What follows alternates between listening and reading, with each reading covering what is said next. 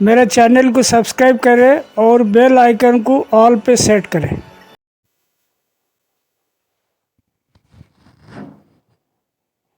Hi everyone, welcome to my channel. आज हम labour से रिलेटेड एक टॉपिक के बारे में बताने जा रहे हैं और ये अपना स्पिनिंग प्लांट के बारे में बताने जा रहे हैं। जैसे कि आपको मालूम है, स्पिनिंग प्लांट जो होता है वो बिल्कुल हाई टेम्परेचर और ज़्यादा ह्यूमिडिटी वाला एरिया रहता है।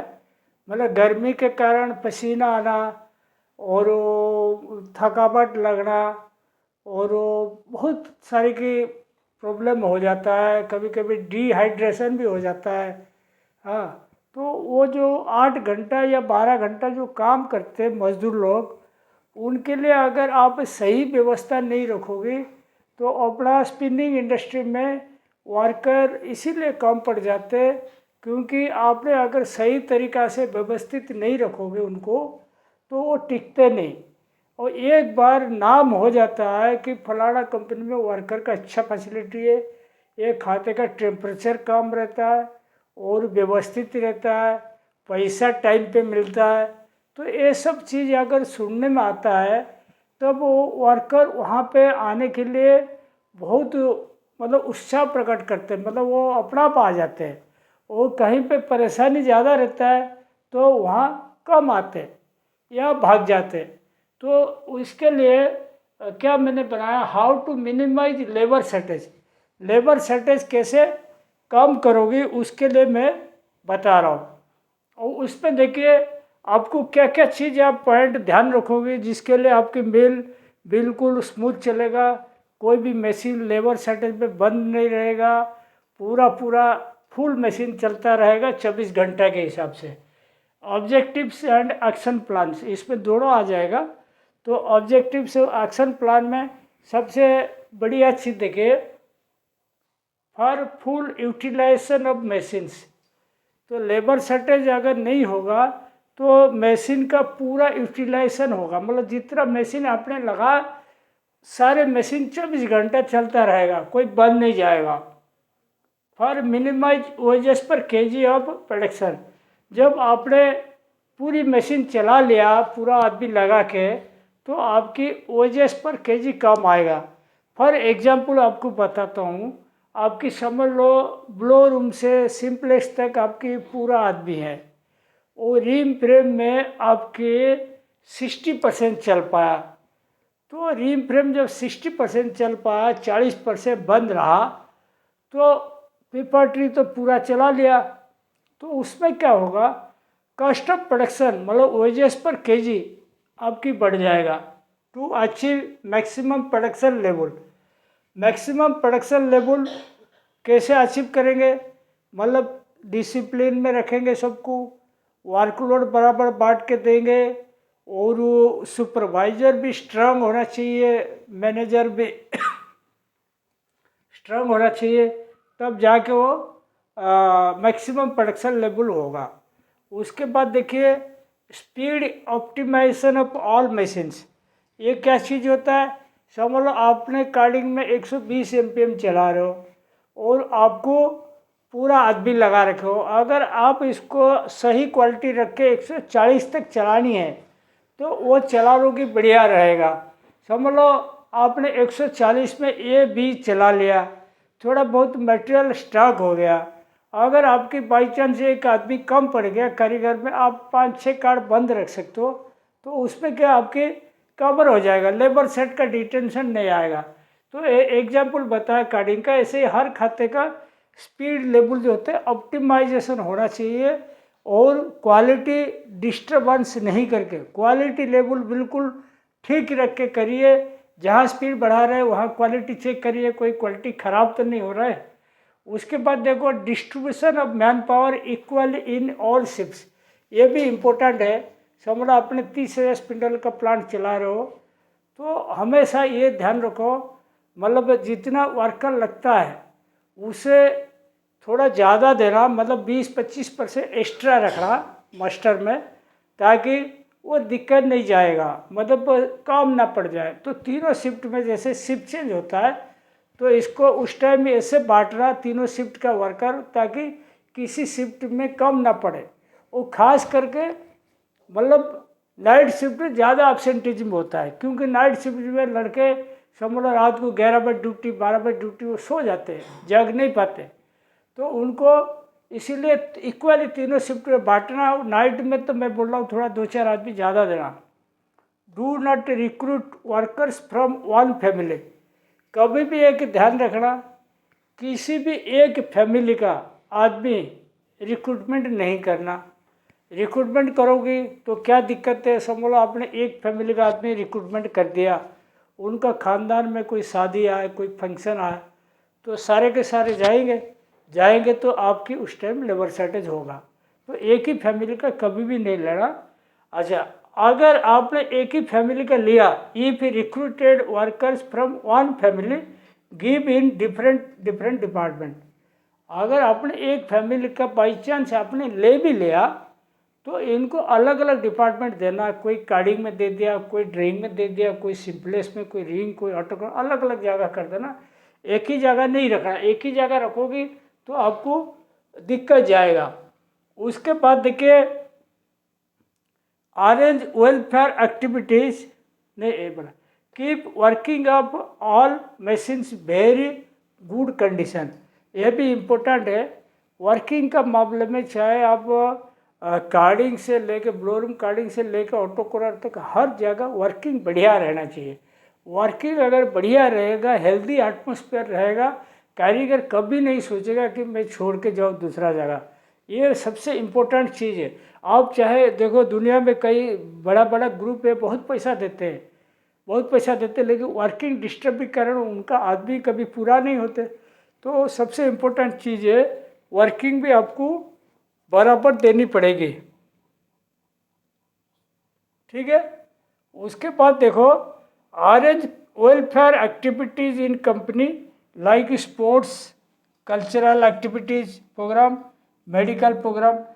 ये सब चीज़ क्या होता है, जैसे अपने वेलफेयर एक्टिविटीज़ मतलब कभी आपने क्रिकेट मैच करा दिया, कभी फुटबॉल मैच, वॉली मैच करा दिया, बीच बीच में उनका अंदर कल्चरल प्रोग्राम, कभी कोई त्यौहार आया, जैसे आपको मालूम होगा बिहार में छठ त्यौहार आता है, उस टाइम में आप अगर कुछ कल्चरल एक्टिविटीज़ कर दिया, समझ लो आपके 2000 वर्कर रहते हैं, आपने अगर 25-30 हज़ार रुपया खर्चा करके कर दिया, कोई दिक्कत थोड़ी है।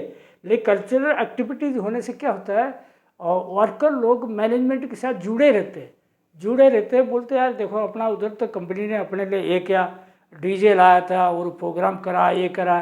तो कल्चरल एक्टिविटी बहुत अच्छा चीज़ है। मेडिकल प्रोग्राम्स मतलब कभी आपने समझ लो मतलब आई टेस्ट करा, कभी ब्लड टेस्ट करा, कभी ब्लड डोनेशन कैंप लगा, हाँ, ये सब चीज़ मेडिकल एक्टिविटीज़ होना चाहिए, ठीक है। उसके बाद देखो give good accommodations, water, light facilities. जब आपने उनको रहने के लिए व्यवस्था बराबर दोगे, जैसे कहावत है ना, रोटी कपड़ा और मकान। तो खाने के लिए तो पैसा दे रहो और कपड़ा तो पैसा से खरीदेंगे, लेकिन मकान अगर ढंग से नहीं मिलेगा ना, रहने का व्यवस्था नहीं होगा और वो अच्छा साफ़ सुथरा कॉलोनी नहीं मिलेगा, वो लड़के टिकने के लिए कतराते हैं, काम करने के लिए मतलब सोचते हैं यार क्या बेकार जगह फंस गया, तो वो भागने के चक्कर में रहते हैं। तो वहाँ पानी और लाइट भी व्यवस्था बराबर रहना चाहिए। उसके बाद देखो give attendance bonus, travelling allowances, night allowances, free food for OT worker. ये डिटेल बताता है आपको। देखो अटेंडेंस बोनस क्या होता है, समझ लो आपने एक दिन का 400 रुपया देते हो, तो 25 दिन में हो गया 10,000 रुपया। उसमें ऐसे सिस्टम रखो 26 दिन करेगा तो पर डे 10 रुपये बढ़ा कर दे देंगे, या 28 दिन किया तो पर डे 15 रुपये बढ़ा कर देंगे। ऐसे कुछ स्लैब डाल दीजिए ताकि उसको ये रहेगा, लगन रहेगा कि अपना ड्यूटी ज़्यादा होगा तो थोड़ा ज़्यादा पैसा मिलेगा, खर्चा मेकअप होगा। वो 25 दिन से कम होगा वो आप ज़रूर थोड़ा बहुत पनिशमेंट का अमाउंट काट सकते हो, जैसे रूम का किराया वगैरह काट दिया कुछ पैसा, ऐसे कुछ रहता है। तो वो होने से थोड़ा डिसिप्लिन रहता है, लड़के बराबर ड्यूटी करते हैं। उसके बाद ट्रैवलिंग अलाउंस, ये क्या चीज़ होता है वर्कर का, आपको बता दूँ। ट्रैवलिंग अलाउंस ये होता है, समझ लो आपके पास कोई लड़का पूरा 11 महीना ड्यूटी किया, वो हर महीने 26 ड्यूटी रहता है, 26 ड्यूटी से ऊपर रहता है, तो उसको आप ये कमिटमेंट करके रखिए कि भाई तू 26 दिन ड्यूटी किया, 11 महीना ड्यूटी हो गया या 12 महीना हो गया, तू 20 दिन का छुट्टी लेके जाएगा ना, तेरे को मैं आने जाने का टिकट दूंगा। तो उसमें क्या लड़का बहुत खुश होगा। देखो पैसा 1000-1200 रुपया कोई कंपनी के लिए माने नहीं रहता। अगर आपने ये बोल दिया तो 11-12 महीना ड्यूटी करो, तुमको जाना आने का टिकट का दे देगा हम, तो उसमें क्या वो खुश होकर पूरा 11-12 महीना बड़ा मेहनत से ड्यूटी करेगा। और ये कंपनी के लिए कोई बहुत बड़ा लोड नहीं है। नाइट अलाउंस मतलब आप बताया था नाइट में ज़्यादा एब्सेंट होता है, जो आदमी नाइट ड्यूटी करता है इसको 5-10 रुपया एक्स्ट्रा देते हैं। Free food for OT workers, समझ लो कोई आदमी बी शिफ्ट कर रहा है, आदमी कम पड़ा नाइट में रुक गया, तो उसके लिए ऐसे व्यवस्था होनी चाहिए। समझ लो बी शिफ्ट से सी शिफ्ट में मैं बोल रहा हूँ 30 स्पिंडल में आपकी 25 लड़के रुके हर डिपार्टमेंट का, तो ये लड़के जो रुकेंगे तो इमीडिएट मैसेज हो जाना चाहिए कैंटीन में कि इतना आदमी रुके हैं शिफ्ट चेंज में, इतना आदमी रुके, उनके लिए खाने का व्यवस्था करना, चाहे पूरी सब्जी बनाए या कुछ भी बनाए वो बना के देंगे। और वो पैसा जो है कंपनी अकाउंट से कटेगा, उनका नहीं कटना चाहिए। उसके बाद देखो frequently take motivational meeting of workers, worker लोग का मोटिवेशनल मीटिंग, जैसे समझ लो उसका सही टाइम बता दूँ, समझ लो पावर कट हुआ, पूरा लड़के फ्री है, तो लड़कों को बुला लो ऑफिस में, थोड़ा इनको मोटिवेट करिए, पढ़ाने बताइए, मिल के बारे में बताया, मार्केट की स्टेटस के बारे में बताइए, और वो सारी ड्यूटी का बारे में बताइए, बैड प्रैक्टिस कैसे कम होगा वो बताइए। मोटिवेशनल मीटिंग में क्या होता है, उनका दिमाग वॉश आउट हो जाता है, बढ़िया से वो फीड हो जाता है, फ्रेश चीज़ सब फीड हो जाता है और अच्छा रहता है। और workers must under EMI system, EMI क्या होता है, जो जैसे बैंक वगैरह से कर्जा लेते हैं, कहीं से कर्जा लेते हैं, ऐसे ईएमआई सिस्टम क्या होता है, बीच बीच में अपना कंपनी का अंदर कभी गाड़ी का, कभी टीवी का, कभी फ्रिज का, कभी कुछ कोई कपड़ा का, बढ़िया कपड़े का, ऐसे ही स्टॉल लगाइए। और स्टॉल लगाने के बाद इनको दे दीजिए, जैसे कोई कारीगर 10,000 उठाता है हर महीने, इसको आप 30-40 हज़ार का सामान दे सकते हो, और उसका बैंक डॉक्यूमेंट वगैरह ले लेना, उसका सैलरी से काटते रहो, जैसे आपने 30,000 का दिया 10 महीने में 3-3 हज़ार काटना। और ईएमआई सिस्टम करने से क्या होता है, देखो लड़का पैसा के लिए ड्यूटी पूरा करेगा, he will do maximum duty to fulfil it. अगर वो ईएमआई में कुछ सामान ले लिया कंपनी का थ्रू, तो गाड़ी वगैरह ले लिया, कुछ भी लिया वो अपनी चॉइस के हिसाब से अगर लिया, तो उसमें क्या होता है वो ड्यूटी कोशिश करेगा पूरा ड्यूटी करे, ताकि ज़्यादा से ज़्यादा पैसा कमाए और ईएमआई कटते रहे, ताकि दिक्कत ना जाए।